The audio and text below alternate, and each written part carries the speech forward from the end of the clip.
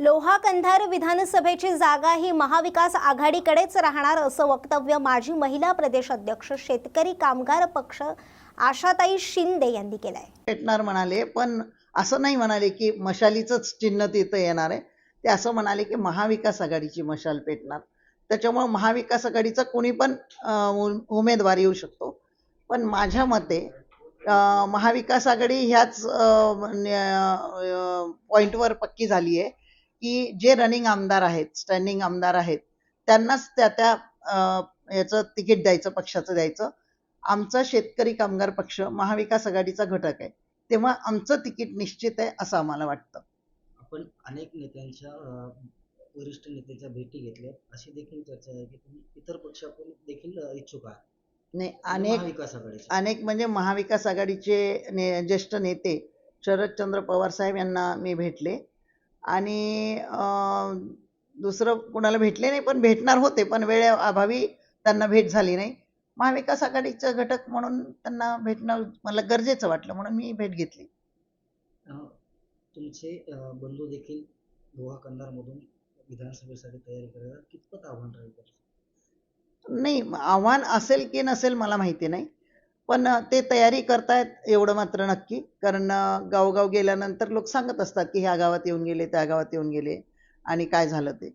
पण मला माहिती नाही की ते निवडणूक लढवणार आहेत की नाही, पण ते आव्हान नक्कीच मी मानत नाही। म्हणजे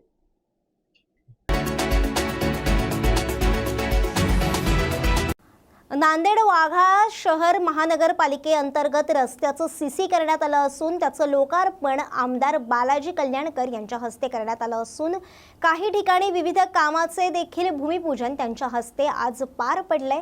यापुढे कामे अशीच माझ्या मार्गदर्शनाखाली चालू राहतील। महाराष्ट्र राज्याचे मुख्यमंत्री एकनाथ भाई शिंदे यांनी नांदेड उत्तर मतदारसंघामध्ये खूप मोठ्या प्रमाणात निधी दिला असून त्यामुळे त्यांचा मी आभारी आहे असं ते यावेळेस म्हणतात। त्यांचे बॅनर लागलेत शहरात, असं काही नाही, बॅनर लावले तर ज्याची ज्याची भावना आहे, कार्यकर्त्याची भावना आहे, पदाधिकाऱ्याची भावना आहे, हे दाखवत असतात। नाही नाही, भावना आहे, भावना कार्यकर्त्याची भावना असती, त्याच्यात लावलेले असतील, ठीक आहे। वरची नेतृत्व ठरवतील काय करायचं काय नाही, हे आमचं काम नाही, आमचं स्थानिकचं काम आहे। स्थानिकमध्ये समन्वय झाला पाहिजे। आज महायुतीचं एवढं चांगलं सरकार, शासन चांगलं काम करत आहे, त्याला अभिनंदन केलं पाहिजे शासनाचं बी। एवढं चांगलं तिघे मी नेतृत्व करतात चांगलं, आणि त्याचं अभिनंदन ते ठरवतील ना। जेव्हा मी उठाव केला त्यावेळेस मुख्यमंत्री साहेबांसोबत मी होतो आणि प्रकाश सूर्य होते आणि प्रकाश आंबेडकर होते, आम्ही तिघच होतो। आता आम्हाला का माहीत होतं का आम्हाला कुठे जायचं? काही नाही, असं काही नाही, जे झालं ते झालं।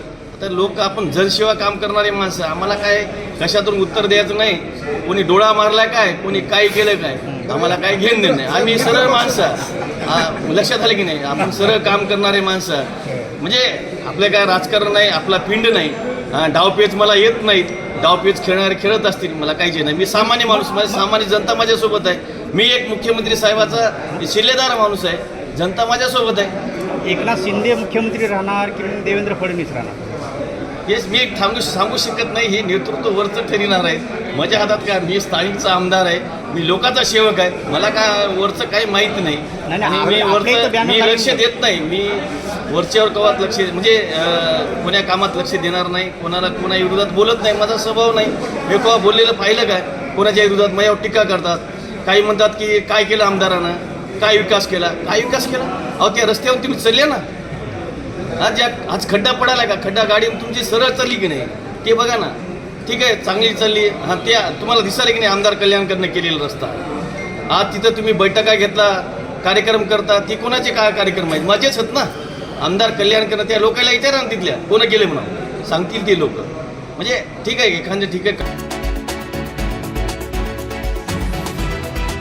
स्वच्छ भारत मिशन अंतर्गत स्वच्छता हीच सेवा अभियानाचा भाग म्हणून आयोजित एक पेड़ माँ के नाम वृक्षारोपण कार्यक्रम यशस्वीरित्या पार पडलाय।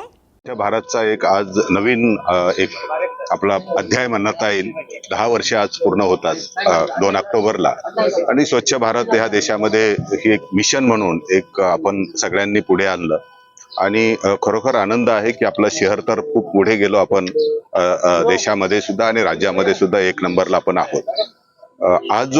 आज हा कार्यक्रम घेतला की 2 उद्दिष्ट ठेवले की 14 सप्टेंबर पासून ते 2 ऑक्टोबर पर्यंत स्वभाव स्वच्छता संस्कार स्वच्छता हा नवीन कॅम्पेन हे स्वच्छ भारत अंतर्गत सुरू झाला आणि त्याचा एक भाग म्हणून एक पेड़ माँ के नाम आपल्या आईच्या नावाने एक झाड लावणे आणि त्याचं समृद्धी आपल्या जीवनामध्ये आई जशी समृद्धी आणते तसेच आपल्या ह्या धरती मातेच्या आणि याच्यामध्ये समृद्धी येऊ शकते आणि हाच संकल्प ठेवून आपण आज या कार्यक्रमाची शुभारंभ केला.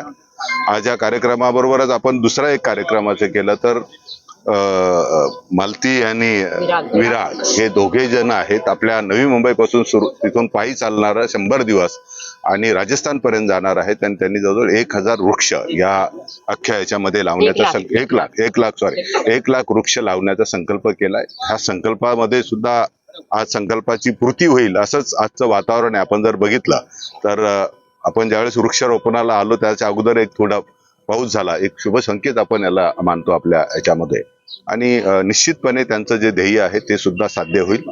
दुसरी सगळ्यात महत्वाची जबाबदारी आज असे की एक सामाजिक जबाबदारी आपल्या सर्वांवर येऊन ठेपलेली आहे. आपण आपल्या पूर्वजांकडून काहीतरी स्वीकारलं म्हणून आज आपण इथे उभे आहोत.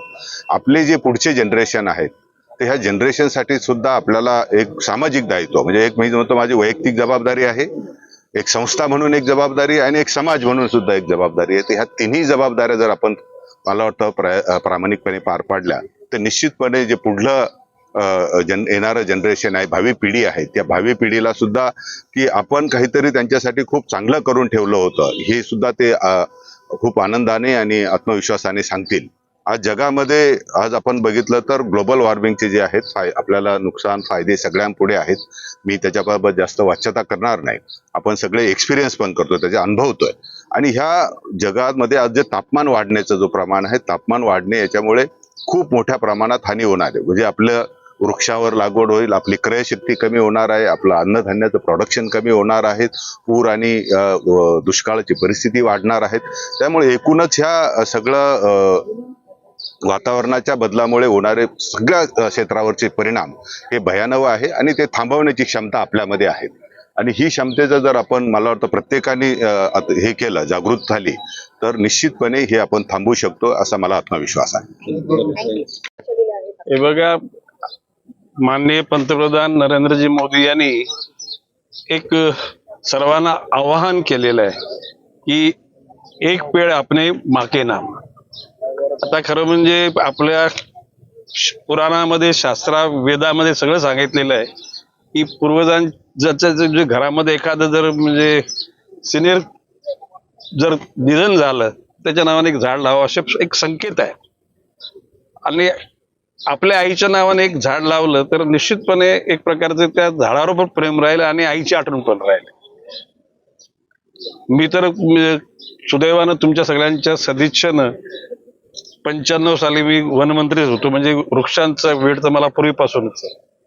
95ला जरी मी वनमंत्री होतो तर 90 साली साधारणपणे 20,000 झाडं त्याला मी आमच्या शेतावर लावली आहेत. आता ती संख्या साधारणपणे 40,000 गेली.